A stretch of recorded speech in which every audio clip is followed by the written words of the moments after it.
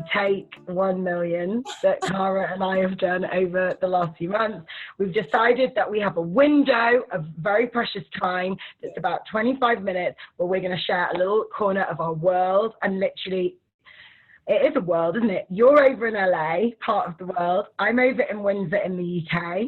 And we are both mums, both creatives, and we've shared lots of these chats, and we just want to bring you into our bedroom. We are literally in bed with Cara right now, on your bed. Yeah. One of the beds. My real bed is somewhere else. Yeah. Oh, is this a spare room? Ooh. This can be my room when I come and visit you in LA. So let me tell you a bit about Cara, because she's going to be very like all kind of, you know, coy and doesn't want to. Cara is amazing.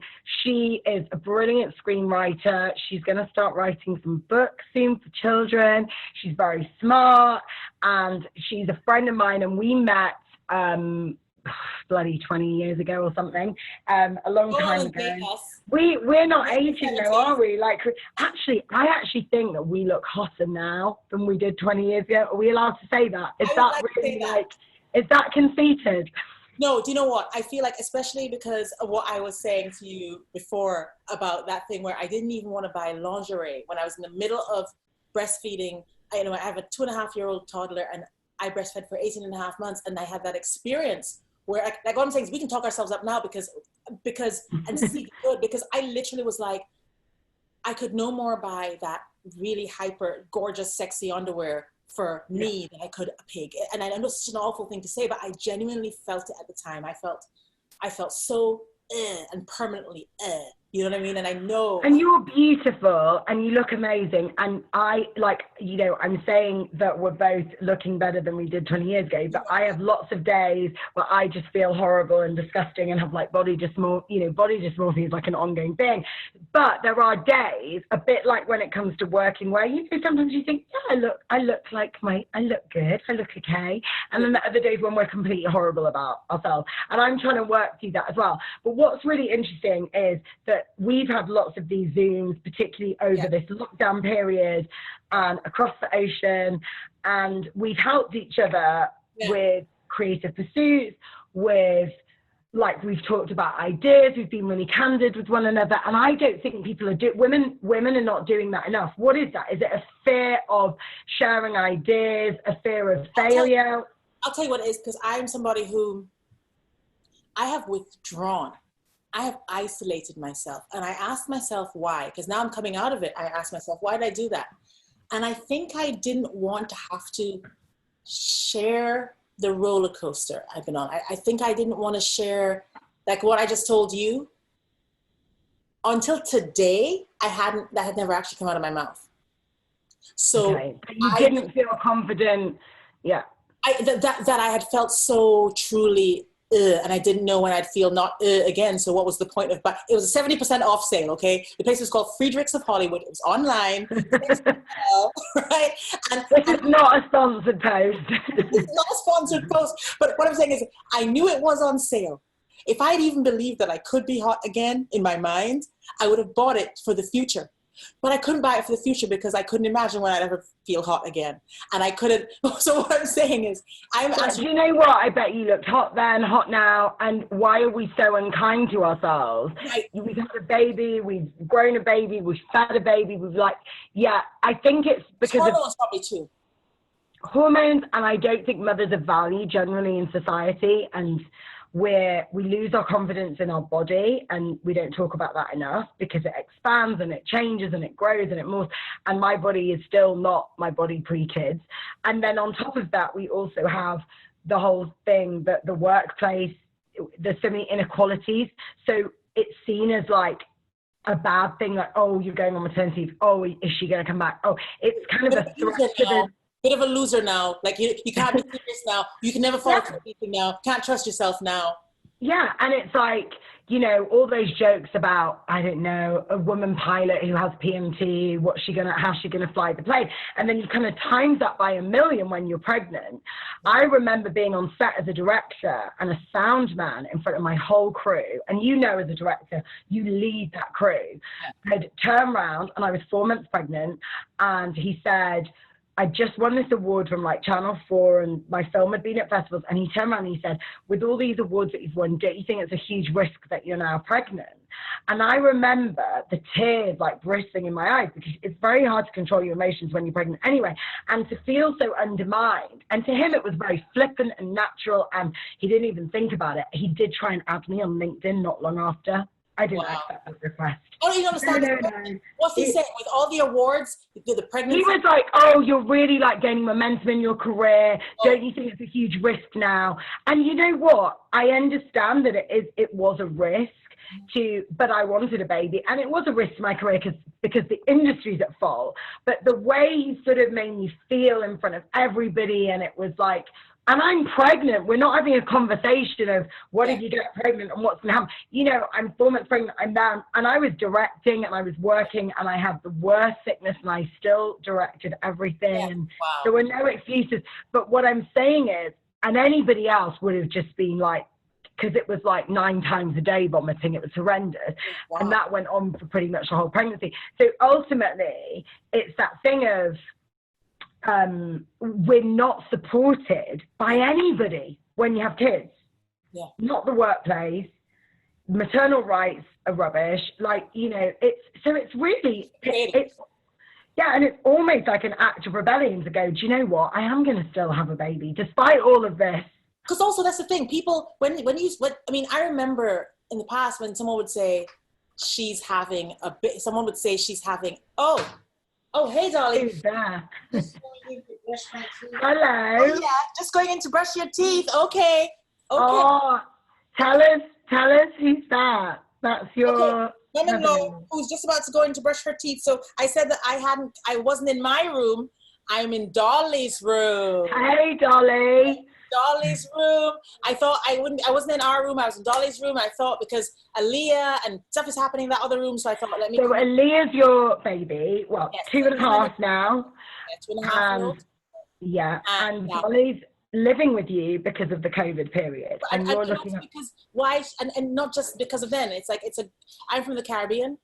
And in that context, in that world, you don't have your people, and this is no judgment on people who do have your people living somewhere, but you don't have your people, if you can help it, you want to bring your people, your older people, your parents, grandparents to live with you in the house. Of course, yeah. You know, and you know what, that's a really beautiful thing. I am Greek Cypriot originally. I was born in Britain, and culturally that is so important. Elderly are so revered, and I had such close relationships with my grandmas, and I'm really sad that they're not here. So I think it's amazing. What is it kind of like at the moment, just because we're all in this very strange period? In the UK at the moment, we're in fear of the second wave. I know that America's got really very high like death rates and things. Like, what is it like living in LA right now? Has your life changed very dramatically? It has, in terms of like, obviously Dolly's living with you and that's wonderful, but there's been changes, right?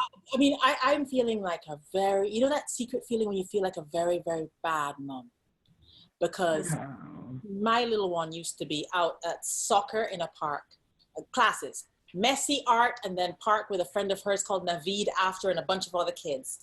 Play dates galore. A RIE class. RIE is this parenting thing where you give them independence and you all this stuff. You talk to them directly and you respect them, and you it's discipline too, but it's also just whatever. By the way, all these activities are very much symptomatic of only having one child. Let me tell you, the second child is like, here's the TV, this is your nanny, enjoy. And then like, seriously, so I am loving listening to this, and I am thinking, honestly, what you've done is like amazing, but don't feel guilt, seriously, like that things have changed, because when you have more kids, it's if you have more kids or whatever, but even if, you know, I'm just thinking from that perspective, but I get you're not going out as much, and that affects your... Go to the supermarket. She used to have play dates. She used to go to the supermarket. She used to like, she wasn't like, now I'm having to social distance, which is we do it to protect others, obviously. Yeah, of course. Yeah. Masks and social distance, and because lots of two-year-olds aren't really wearing their masks, you know how it is. No, it's difficult. Yeah. So I'm having to keep her away from all people and try to explain that we could Is Dolly brushing her teeth now? Oh, yes. Some serious. We can hear the water. Dolly! Action. Toothbrush action. We can't see the toothbrush action. But I think as well, it's a really scary time that we're navigating in many ways with COVID. And we have to be really strong for our kids because I'm really sort of emotionally safe for them. Yeah. But equally, we don't really know what's going on in the outcome. Until we have a vaccine, we can't really move on in a very... How are you feeling? What is it like for you right now with COVID, with the lockdown, with two kids?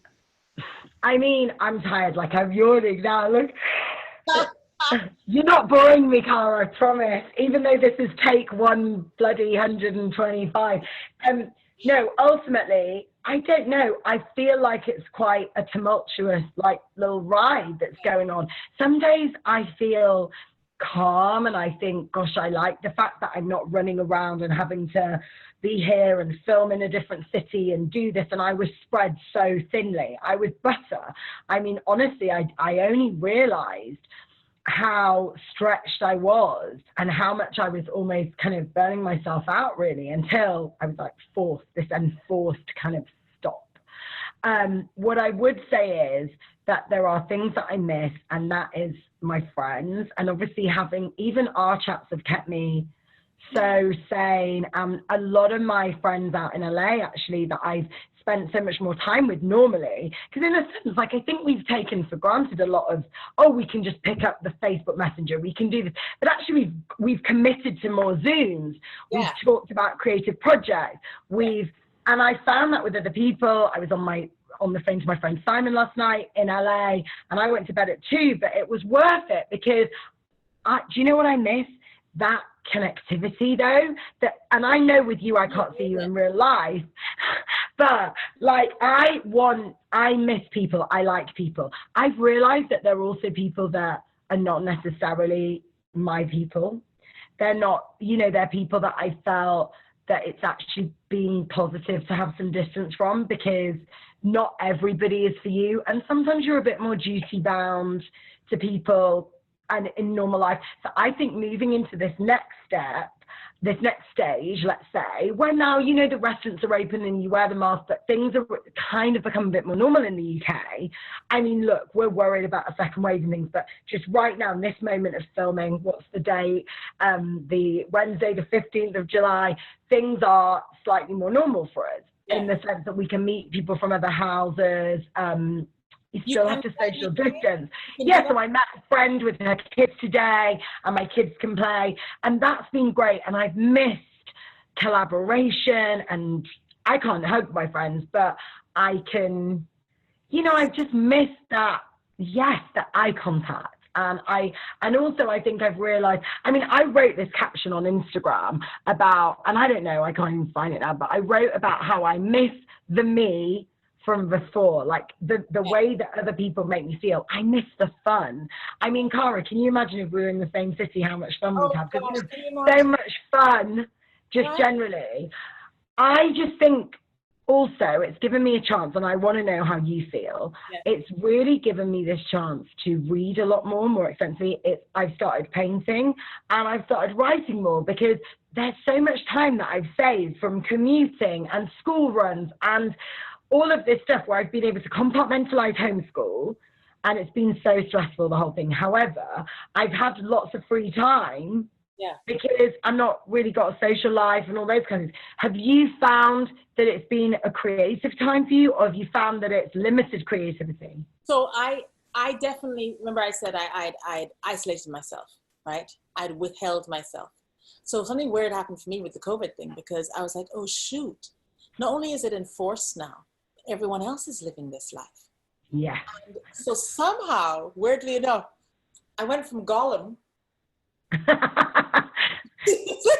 Hot Gollum, MILF Gollum. You know there's a site out there that is like a MILF Gollum site. Woo! Let's see the Charlers. I love it. Oh my gosh, gorgeous. I like those leggings. I wish I could wear those leggings. No, I cannot wear those leggings. Why? No. No, thighs do not want those leg anymore. No, I have. Okay, look at my calves. I want you to see my calves because I don't think you understand. You look gorgeous. No, but the culture I come from, bigger legs, bigger thighs, like bigger calves. I have slim calves, but you have slim calves. I have big thighs, which but they're lovely. And I have slim calves. I love this. You can tell that you used to be a director, Cara. But I'm just feeling bloated. I am feeling floppy and soft, and that's okay. Like, everybody has a figure that they're comfortable in. It's like their ideal. This is not me saying anybody has to conform. This is me saying, in my body, I honestly look about 5 months pregnant. Like, what I looked at 5 months ago. This is why I'm wearing black and whatever. But and my arms are put on my legs. And you know what? I know, because I've got polycystic ovaries, that weight gain is very easy for me. I have to work really hard. I have a treadmill in the corner that is balancing it out. Look at my ironing board. All the glamour, and look at the actual background that I'm choosing for this. But ultimately, and I don't feel myself, and I want to lose weight, and I know in a few months, hopefully, that will come, and that's okay.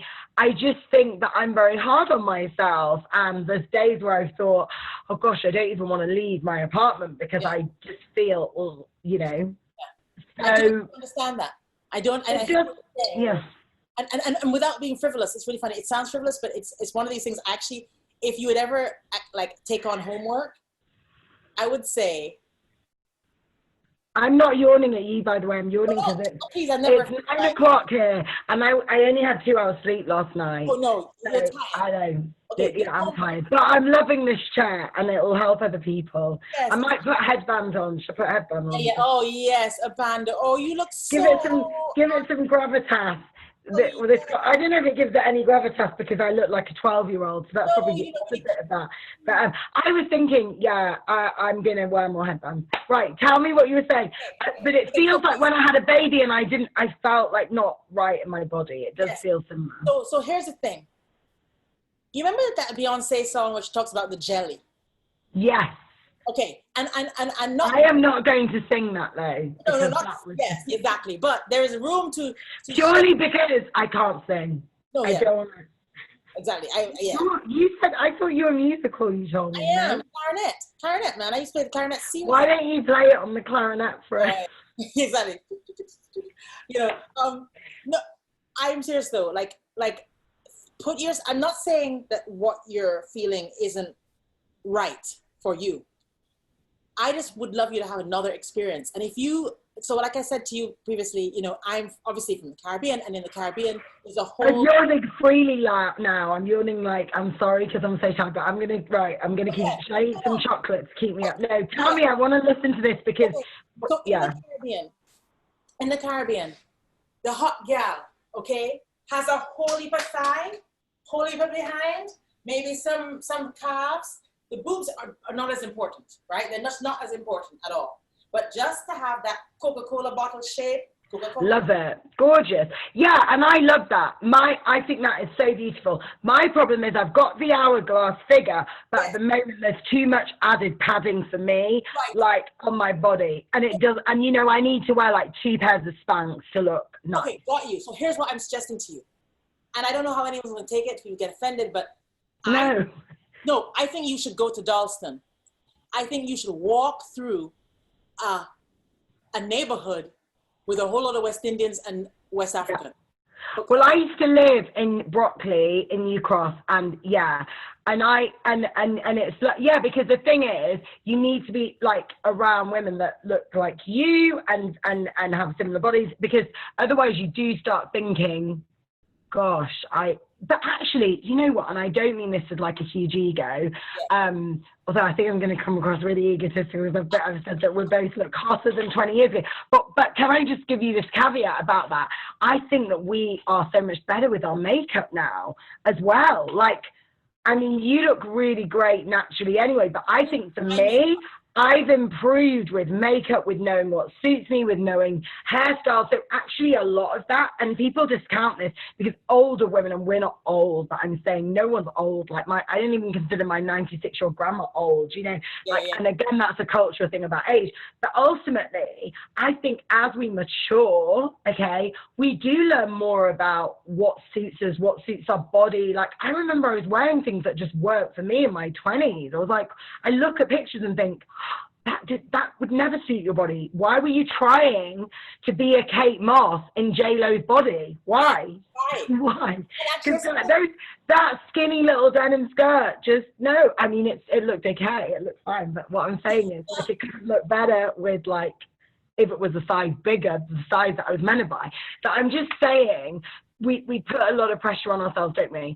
But I've noticed, particularly over the last few years, maybe it's because I'm not so bothered, but I'm like approached a lot with my guys and asked on dates, and I'm like, Peter, you know, you better appreciate me. And you know what? This brings up a really interesting debate, because someone raised this on Twitter as well. Like, are men are they allowed to talk to women? And of course they are. And of course you can ask women out, like, this is not what we're saying. I think it's very much about the context, the way you do something as well. Like, so for instance, this guy came up to me in the park, and I felt very closed off. He was like really close to me. There wasn't a lot of like spatial distance. So it felt weird. It felt a bit like, and I had to say to him, you know, he was like, oh, can I sit next to you? Can I chat to you? I like you. And I was like, I'm good. I'm reading my book. Thank you. But so there's a way about doing that. Now, I'm happily married, but I'm just saying that I think some people are confused about, is Dolly coming? Dolly, join our vodcast. Hello, Dolly. Hi, it depends. Oh, you're beautiful, Dolly. What are the topics being discussed? Right, what are we talking about? We're talking about men approaching women and what's the best way to do that. Men approaching more men? Women. Oh, yeah. And we're talking about, what else? We've talked about a lot of things. After you give birth, do you still feel attractive? Do you still feel, how do you get over the hump? I couldn't help it. She's saying, I couldn't help it, being gorgeous. You are gorgeous, Dolly. You're beautiful. Have you got a boyfriend? Have you met anyone? Have you got anybody in? I mean, Dolly is a movie star right here, Cara. Seriously. Dolly, you are a movie star, and so Dolly. So are you, Cara. Beautiful. So, Dolly, tell us about how's life changed for women, for the better or the worse? Yeah. When you were a young girl, like when you were 20, yes, versus like what, you know, when you were 50, when you were 70, how has life changed for women?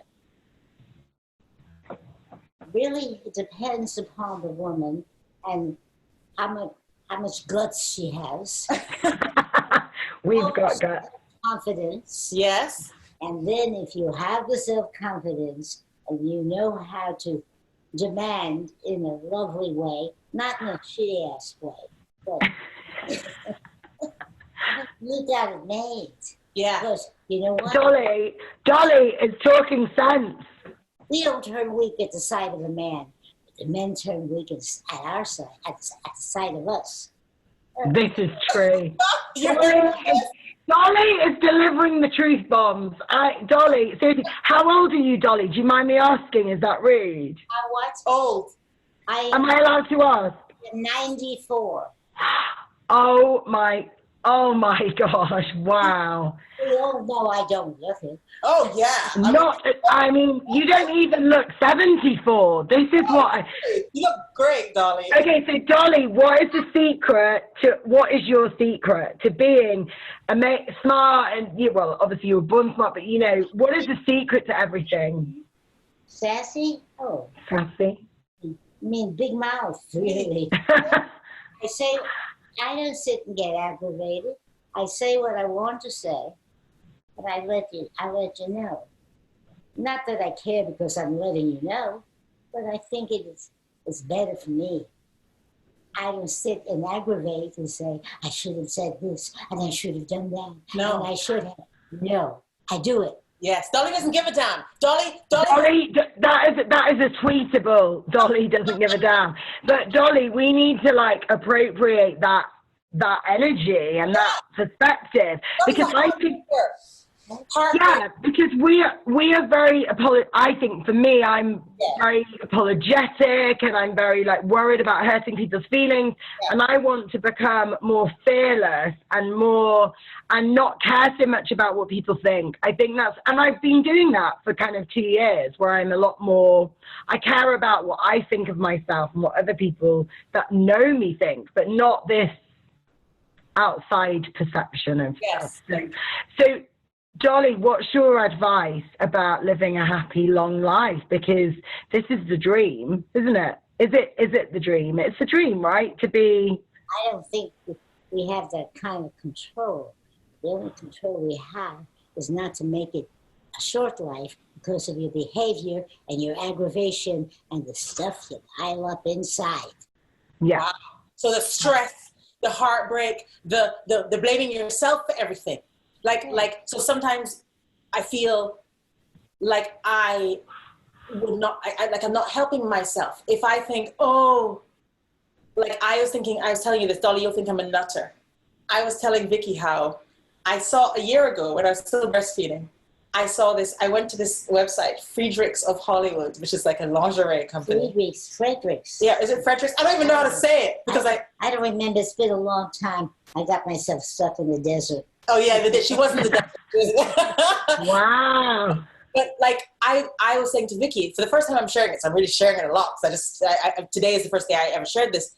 I went on the website. It was having a 70% off sale. You know, I like sales. Yes. And I don't want to. I just like that. That entices me. And I suddenly thought, oh my gosh, it would be as ridiculous for me to buy this as if a pig were to buy it. Right? I literally thought that.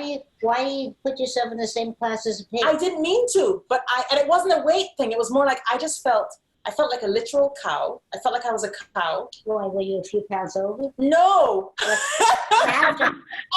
some reason. No, I was literally breastfeeding, giving milk. And when I tried pumping, there was a pump that would pump milk out, and it made your nipple the size of like that. It was the craziest thing you've ever seen. I hear that's very horny. Really? Yes. I was just reading a book the other day.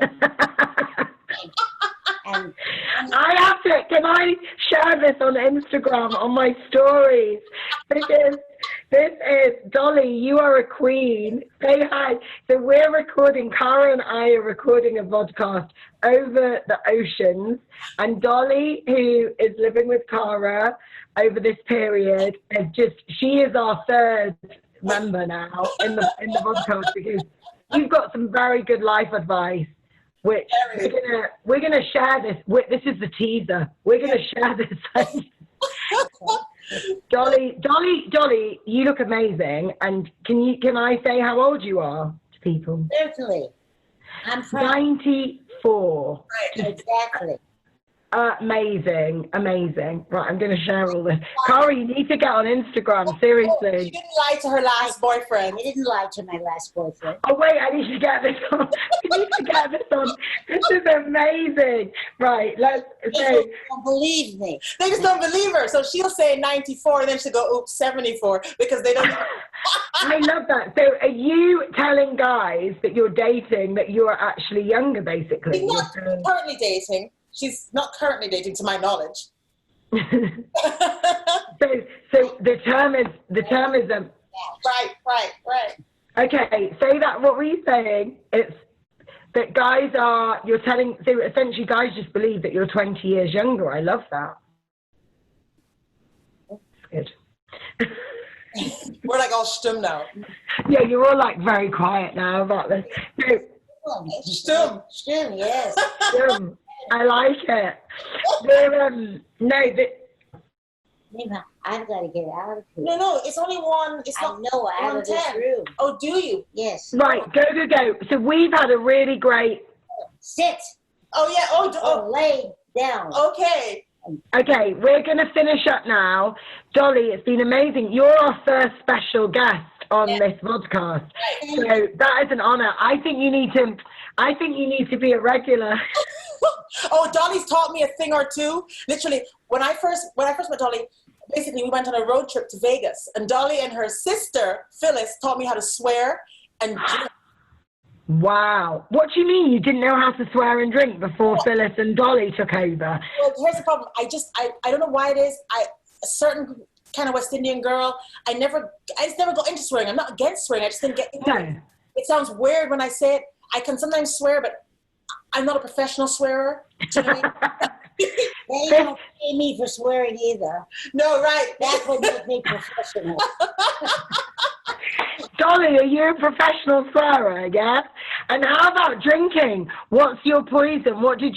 So Dolly at 94 and presumably at 90 at that point when you went to Vegas, was she 90, has been a bad influence on you? Very, very, very bad influence. What was your favorite alcoholic drink? Well, it was scotch and soda, depending. Mm-hmm.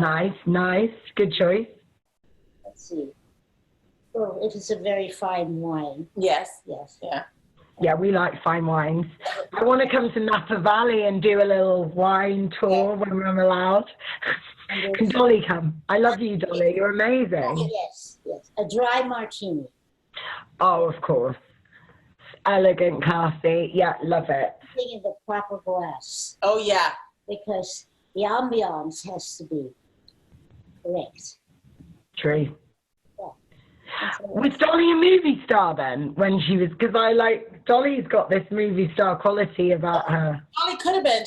Dolly actually did some acting, but then Dolly married a very handsome man, Rob's dad, and he was a father of the family, and Dolly brought up 3 children and gave life to them. And wait a minute. Gave my life. So, actually, there was no breastfeeding. I spent time. Yeah, you spent time. I wasn't going to go with hanging boobs. So I'm going to confess something to you right now. I had believed, so obviously, just to preface this with, I would do the breastfeeding all over again. I would never not breastfeed. But the shock of my life, Dolly, when I saw your boobs and I realized that time had not diminished you one bit, and that it was a breastfeeding that makes the difference. And we asked your nurse, remember the nurse who comes once a week to say how you are and to check you? Yeah. I brought it up to the nurse. I said, excuse me, Nurse Jessica. I said, why is it that Dolly's boobs are more pert than mine? Up, perky, up and pert. Oh, yeah, I love that. But then my mum has got very pert boobs, and she breastfed my brother and I. I hope she doesn't mind that I said this. It's a nice compliment for my mum, that she's very demure. But yeah, so it's not... So I don't know if it's definitely about we don't want to put off people. But equally, I think that people should have... Women must have agency over whether they're comfortable to do that or not. I think there's a lot of pressure either way, and you must just, it's a personal decision. But that's amazing that you've got this banging body. Banging body. It's so ridiculous. Can I just say, Dolly's resting heart rate is 55. That's Usain Bolt level. What? Dolly, that's better than me. When you mention these things, there's a certain word you should say right after. And that word is kunahara. Oh, yes. And kunahara. I couldn't hear that. The Yiddish word is either kanainahara, or some people say, but you say kunahara. Kunahara. Oh, I love that word. That anybody's compliments and all that, maybe it will get some attention from up high. Jinx it. Oh, so us Greeks have this thing, if anybody gives you kind of a compliment, that a lot of, especially like in the villages and stuff, they will start burning incense to kind of, they don't want anyone to give you like the evil eye or like curse you, because so if they say things like you're pretty, they'll say pa or something, or they'll try and take it back, to sort of doesn't want to make the gods jealous. Yeah, kanainahara. I love that. Oh, thank you so much. Lovely to meet you, Dolly. We're going to let you have your room back. This has been joyous. I think Dolly needs to come into our next. Oh, yeah. And this is just the first of many. Right. So see you. Get some rest then. I will. We're going to hopefully do this more regularly, and we can create. We're going to talk about different topics, things that matter to us, share bits of our life, and just really kind of, very natural conversations.